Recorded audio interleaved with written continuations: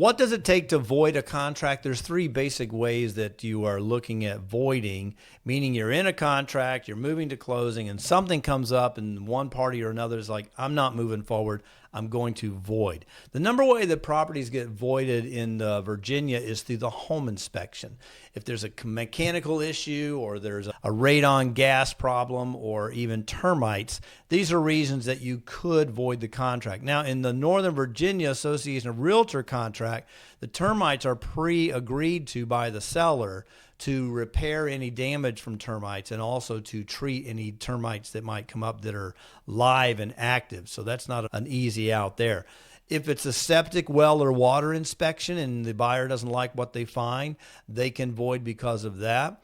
And then also, if you have solar panels that you're selling with the property and you don't get the documentation to the purchaser quick enough, the buyer can use that as a means of voiding the contract. Financing is the next big section of how to void a contract. If the purchaser is denied by the lender, they will be able to use that lender denial to get a void on the contract to cancel it.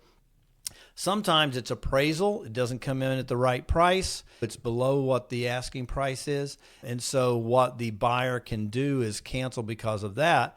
But it also could be that the appraisal is on the right amount of money. However, the property is a problem. It's not good collateral for the lender. So the lender may say, nice price, not a good property, and then they deny it because of that.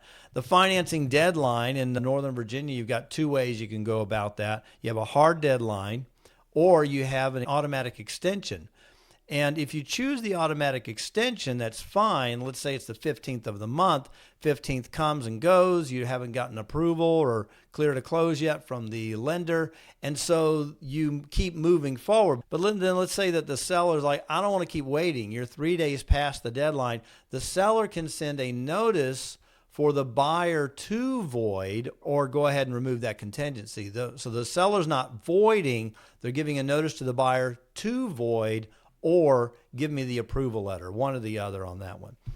And then finally, there is the title issues. If the seller cannot deliver a marketable title or a clear title, this is a reason that could void the contract. If they can't show that they own the property outright, that they can deliver a clear or marketable title to the buyer's, hey, you can't perform, so we're out of here.